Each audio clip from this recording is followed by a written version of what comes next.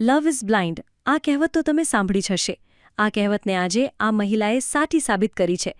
જી હા, રાજસ્થાનના નાગોર જિલ્લાના નરવાસી ગામની 29 વર્ષીય પરિણીત મહિલા સંજુ ગુર્જરે પોતાના પતિને છોડીને ચોરૂના રમેશ ગુર્જર સાથે લિવ ઇન રિલેશનશિપમાં રહેવાનો નિર્ણય કર્યો હતો. આ નિર્ણય બાદ તેને જીવથી મારી નાખવાની ધમકીઓ મળવા લાગી હતી, જેના કારણે તે તેના પ્રેમી સાથે પોલીસ સુરક્ષાની માગણી કરવા ચોરૂના એસપી ઓફિસે પહોંચી હતી, જ્યાં સંજુએ અધિકારીઓને જણાવ્યું કે તેના લગ્ન 12 વર્ષ પહેલા ફતેપુરમાં થયા હતા અને તેને 4 બાળકો પણ છે. તેનો પતિ અમદાવાદમાં રહે છે.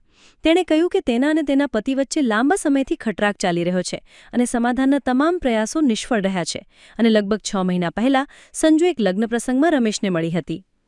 આ મુલાકાત બાદ બંને વચ્ચે વાતચીત શરૂ થઈ અને તેમનો સંબંધ ગાઢ થતો ગયો.